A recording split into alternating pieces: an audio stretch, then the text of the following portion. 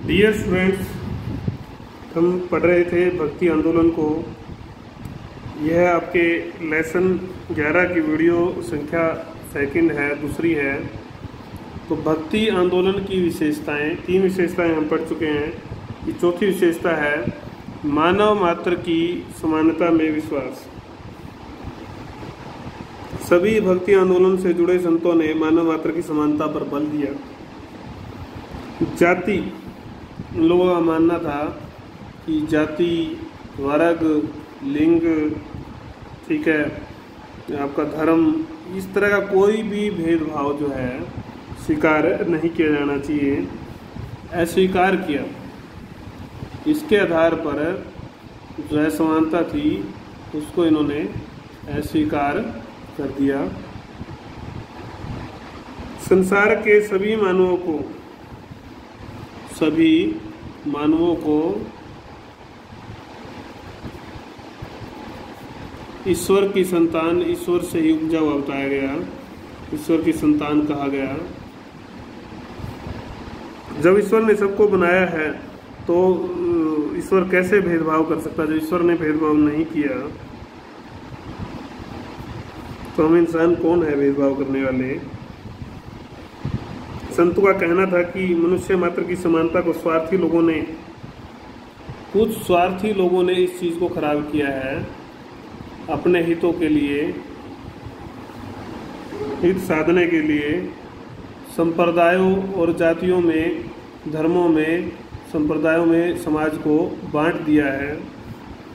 प्रत्येक व्यक्ति भक्ति मार्ग पर चलकर, इनका कहना था, मानव मात्र से प्रेम के तत्व को प्राप्त कर सकता है, क्योंकि सभी मानव उसी की संतान है, तो भेद कैसा? तो संतों ने प्रेम, भाईचारे का और शांति से रहने का उपदेश दिया। तो ये इनका उपदेश था संतों का इस संबंध में। उन्होंने कहा था कि परमात्मा की कृपा से जब हृदय में प्रेम उपजेगा, हृदय में प्रेम उपजने पर भगत के लिए जो अमीर, गरीब, ऊंच नीच, छोटे बड़े के जो भी भेदभाव है वो स्वतः ही समाप्त हो जाएंगे, अंत हो जाएगा उन भेदभाव का। ये भी इन्होंने कहा था। इस प्रकार भक्ति मार्ग जो है मानव मात्र में समानता की स्थापना करने में सहायक सिद्ध हुआ। समतावादी, कुल मिलाकर इसको हम आंदोलन ही कह सकते हैं। हृदय की शुद्धता तथा पवित्र जीवन पर बल।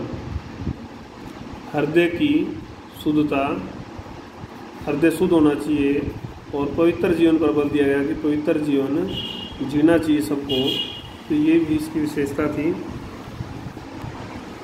ध्यान देने योग्य तथ्य यह है कि भगत के आचरण से ही सारी बातें जुड़ी हैं। तो जैसा भगत का आचरण होगा वैसा ही फल, फिर वैसे ही सारा मन का भाव बनेगा और उसी के परिणाम फिर आएंगे। अहंकार शून्यता शत्रु विहीनता को जन्म देती है। अगर किसी के आचरण में अहंकार शून्यता आ जाए, अहंकार खत्म हो जाएगी, तो क्या होगा? उसका कोई शत्रु भी नहीं रहेगा, तो शत्रु विहीनता भी आ जाएगी। ये बहुत बड़ी बात थी। इन सभी से जब ये सब होगा तो प्रेम भाव भी आपके अंदर पैदा होगा। सर्व से प्रेम भाव सब प्रकार के भेदों को स्वतः ही समाप्त कर देता है। यह सब ईश्वर के प्रति समर्पण, गुरु के प्रति समर्पण, उनकी आसानी की कृपा से, आसानी से। तो इनका कहना क्या है? गुरु और ईश्वर के प्रति समर्पण से और उनकी कृपा से, उपरोक्त जिस बात की बात कर रहे हैं हम, प्रेम की बात कर रहे हैं, शांति की बात कर रहे हैं, अहंकार शून्यता की बात कर रहे हैं, उपरोक्त प्रेम और जो अन्य गुण हैं वो सब प्राप्त हो सकते हैं। केवल गुरु और ईश्वर के प्रति समर्पण से ही आसानी से ये प्राप्त हो सकते हैं। इस प्रकार भगत की आध्यात्मिक उन्नति में आचार, विचार और व्यवहार में, इस प्रकार क्या इन लोगों ने माना कि भगत के जो आचरण में क्या चाहिए? आचरण में क्या चाहिएगा, आचार हो चाहे उसका विचार हो, जो भी वो सोच रहा है, कर रहा है, कर्म है, उसका व्यवहार है, उस सब में एकता चाहिए, शुद्धता चाहिए। जब एकता और शुद्धता उसके आचरण में, कर्म में होगी तो उससे सब चीज़ें उसकी जुड़ जाएंगी। पवित्र जीवन में खान पान को भी जोड़ा गया है, तो खान पान भी शुद्ध चाहिए। शुद्ध कमाई से भी इसका संबंध है, शुद्ध कमाई से भी संबंध है। अगर कमाई शुद्ध होगी, गलत तरीके से कमाई नहीं होगी तो सब ठीक चलेगा। तो इन नियमों को सबको स्वीकारा और पालन भी किया गया, तभी आंदोलन बढ़ा। सब जो संत हैं, संत स्वयं अपने हाथ से काम करते, मतलब खुद वो ऐसा जीवन व्यतीत करते थे, न कि उपदेश ही देते थे। समक्ष अपना उदाहरण जो है, आम जनता के समक्ष उन्होंने अपना उदाहरण प्रस्तुत किया और उससे शिष्यों को प्रेरणा मिली। उसके बाद हम बात करते हैं छठा, धार्मिक सरलता पर बल। धार्मिक सरलता पर बल दिया। ये क्या था, आपने पहले हिंदू धर्म के बारे में पढ़ा भी है। हम जब प्राचीन काल का पढ़ के आए थे इतिहास पिछले सेमेस्टर में, तो हमने पढ़ा था कि यज्ञों के माध्यम से आडंबर, अंधविश्वास, जादू टोना, अथर्ववेद में हमने पढ़ा था। अंधविश्वास आ गए थे काफ़ी सारे, दिखावा बहुत हो गया था समाज में, इतने कर्मकांड जोड़ दिए गए थे, आम आदमी उसको कर ही नहीं सकता था। तो इन सब ढकोसलों का जो है खंडन इन संतों ने किया, अस्वीकार कर दिया। कुछ संतों ने मूर्ति पूजा का भी विरोध किया। कबीर और नानक इसमें प्रमुख थे।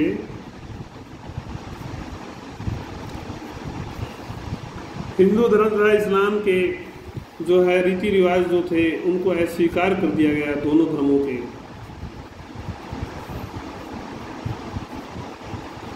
पत्थर पूजूं तो मैं पूजूं पहाड़, ऐसा आपने पढ़ा होगा।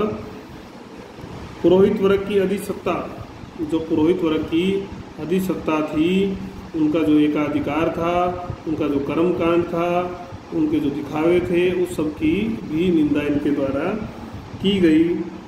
मुल्ला के द्वारा, मुल्ला जब ऊंच स्वर में, ऊंची आवाज में अल्लाह को पुकारता था, नमाज पढ़ेगा जब वो, तो उसको कहा कि अल्लाह क्या बहरा हो गया है, इसको उन्होंने आडंबर करार दिया। धर्म यज्ञ थे, जो भी ये इस तरह के कर्मकांड थे, इनका भी स्थान धर्म यज्ञ था। आपका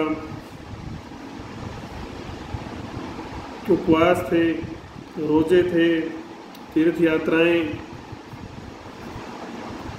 गैरवे वस्त्र धारण करना, शरीर पर राख मंडना, राख लगाना, कुंडल डालने, कुंडल जो डालते थे कानों में, दाढ़ी मूछ रखने, सर मंडवाने, अलग अलग जो जहाँ भी वो थे रीति रिवाज थे या कर्मकांड थे, इन सब का विरोध जो है जारी रहा। इनको बाह्य आडंबर कहा गया। मजाक भी इनका उड़ाया गया। तो इनका मजाक भी उड़ाया गया। सच्चा धर्म उसको माना गया जिसमें सरलता हो, ईमानदारी, भाईचारे, सहयोग, दया, अहिंसा, इन गुणों को जो है मुख्य माना गया। इन्हीं को इन धर्म का, सरल धर्म का आधार जो है स्वीकार किया गया। समन्वयवाद की भावना, समन्वयवाद की भावना या भूमिका।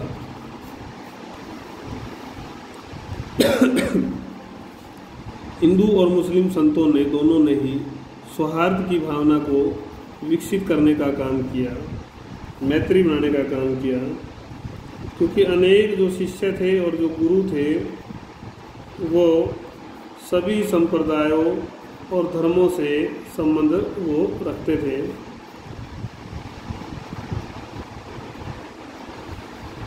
कबीर और नानक का जो काम था वो इस दृष्टि में सबसे महत्वपूर्ण था।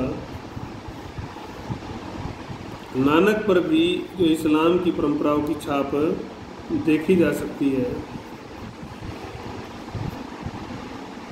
इसी प्रकार वल्लभाचार्य राजनीति से अलग रहकर धर्म और संस्कृति के माध्यम से इन दोनों धर्मों के अनुयायियों के बीच सामंजस्य चाहते थे।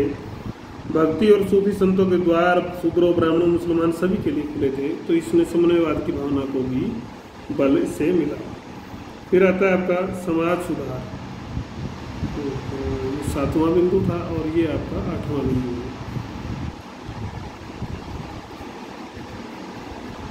समाज सुधार को जाति प्रथा, इसमें एक बड़ा सुधार इनका था।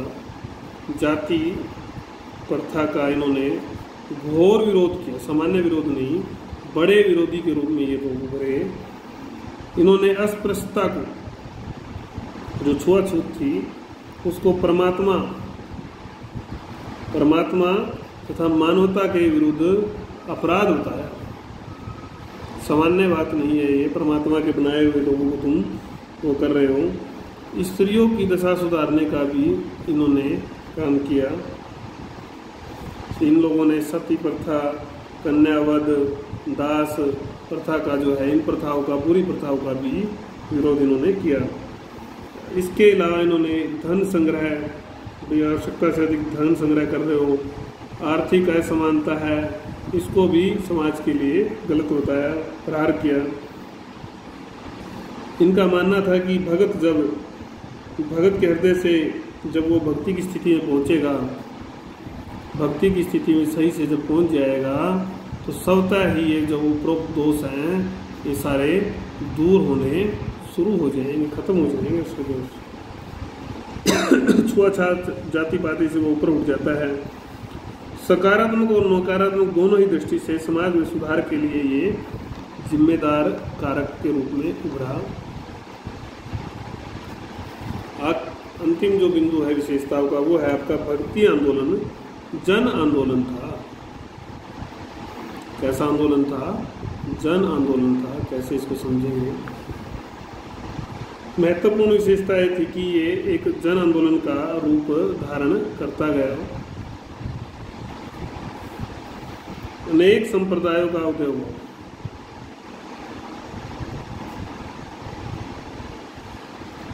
परंतु मुख्य शिक्षाओं में, इन संप्रदायों में जो मुख्य शिक्षाएं थी, उनमें अंतर न होकर लगभग वो कैसी थी?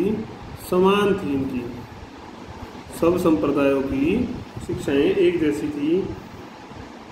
चाहे वो आपने अभी पढ़ी है, एक ईश्वरवाद हो, प्रेम हो, भाईचारा हो, गुरु और ईश्वर के प्रति समर्पण हो, ये सारी विशेषताएं हमने पढ़ी। और जन साधारण की भाषा में ही इन्होंने अपना प्रचार प्रसार किया। इससे भी इसकी जो है ग्रंथों की रचना हुई, पुस्तकें लिखी गई, तो वो भी आम आदमी उनको पढ़ सका। इस कारण से भी इनका प्रसार ज़्यादा होता है। अब जो मुख्य बिंदु है तीसरा, हम पहले पढ़ के आए कारण, फिर हमने विशेषताएं पढ़ी। अब है प्रमुख संत। प्रमुख संत थे, इन संतों के माध्यम से ही तो आंदोलन फैला था। तो इनमें हम मुख्य संतों के बारे में पढ़ेंगे कुछ। रामानुज, पहला जो नाम जो आता है वो आता है रामानुज। इनका जन्म मद्रास के पास जो है तिरुपति नामक स्थान पर 1016 ईस्वी में हुआ था। ये शंकराचार्य के अनुयायी थे और कांजीपुरम के निवासी यादव प्रकाश के प्रथम शिष्य थे। गुरु से इनका जब मतभेद हो जाता है किसी बात पर, मतभेद होने पर इनको निष्कासित कर दिया जाता है, निकाल दिया जाता है वहाँ से। तो यमुना मुनि थे कोई, उन्होंने आमंत्रित करके इनको श्रीरंगपट्टम में शिक्षा दी और इसके बाद इन्होंने अपने संदेशों का, उपदेशों का जो है प्रसार पूरे भारत में, पूरे समाज में किया। श्रीरंगपट्टनम में जो दक्षिण बद्रिकाश्रम का विशाल मंदिर रामानुजाचार्य की विशेष अमर कृति है। दूसरा है, फिर दूसरे जो संत आते हैं हमारे, वो हैं रामानंद जी। तो इनका जन्म 1299 में प्रयाग के कान्याकुब्ज ब्राह्मण के घर पे होता है। शिक्षा इनकी वाराणसी में होती है। इनके प्रारंभिक गुरु वेदांत दार्शनिक थे। आगे चलकर इन्होंने राघवानंद को अपना गुरु बनाया। तो इन्होंने भी रामानुज की भांति भक्ति को मोक्ष का जो है साधन माना, एकमात्र साधन माना। लोकप्रियता को हम समझने के लिए कुछ बातें देखेंगे। इनका लोकप्रियता का एक कारण था कि उपदेशों का जो प्रचार हुआ इनके, वो क्षेत्रीय भाषा में था। इसके कारण से ज़्यादा प्रचलित हुए। 12 अनुयायियों के नाम आते हैं। बहुत ही प्रमुख अनुयायी थे, यही बड़े संत फिर आगे जाकर बनते हैं। रविदास जी, कबीर जी, धन्ना, सेन, पीपा, ठीक है जी, भवानंद, सुखानंद, आसानंद, सुनंद और परमानंद और आपके महानंद और श्री आनंद। हालांकि इनमें से कुछ लोगों को उन्होंने व्यक्ति तौर पर शिक्षा नहीं दी, लेकिन वो उनकी मृत्यु के बाद इनके विचारों के ओर आकर्षित हुए और उन्होंने इनका ही जो पथ था वो फॉलो किया। तो ये दूसरे प्रमुख संत के बारे में हमने पढ़ा। तीसरे प्रमुख संत के बारे में हम पढ़ेंगे। तीसरे प्रमुख संत हैं कबीर जी। 1425 में ऐसा माना जाता है कि विधवा से इनका जन्म होता है। उन्होंने लोकलाज के भय से वाराणसी में लहर तारा के पास एक तालाब के पास जो है छोड़ दिया था इनको। तो उसके बाद जुलाहा नीरू और उनकी पत्नी होती है नीमा, उन्होंने इसका पालन पोषण किया और नाम जो है कबीर रखा। तो प्रारंभिक जीवन है एक मुस्लिम परिवार में इनका बीता, लेकिन वो इन सब चीज़ों से परे होकर एक योगी बने। योगी उनको कहा गया। कबीर की शिक्षा दीक्षा किसी संस्था में नहीं हुई, इस संस्था में नहीं पढ़े वो, लेकिन वो निकले हुए आदमी थे, गढ़े हुए आदमी थे। जो कुछ प्राप्त किया वो उनके जीवन का एक गहरा अनुभव था। वो भक्ति और सूफी संतों के संपर्क में आए।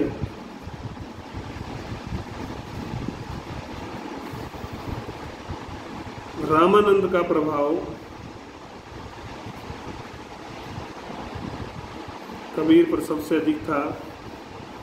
रामानंद ने उनको राम भक्ति का मंत्र दिया था, हिंदू धर्म और दर्शन की शिक्षा दी थी।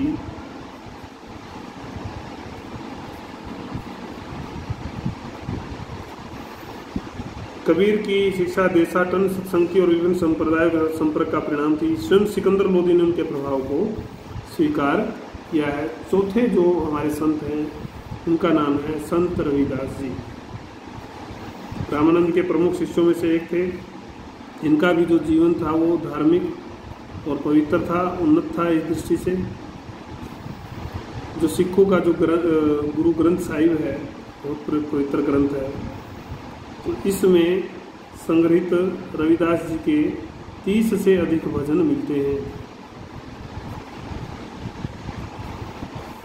कबीर ने भी अनेक बार इनके प्रति अपनी गहन श्रद्धा को व्यक्त किया है।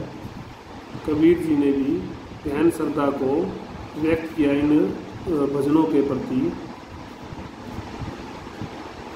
रविदास भी उसी परम ईश्वर के उपासक थे, उस परम ईश्वर के उपासक थे जो सब संप्रदायों से ऊपर तथा परे थे, जिसका कोई अंत न आदि था न अंत था। तो ऐसे परमात्मा को वो मानते थे। तो बाकी जो संत रह गए हमारे गुरु नानक देव जी तक 12 संतों के बारे में हम पढ़ने वाले हैं। 4 हमने पढ़ लिए। तो उनको अगली वीडियो में हम देख लेंगे। तो इस वीडियो को हम थोड़ा रिवाइज कर लेते हैं एक बार।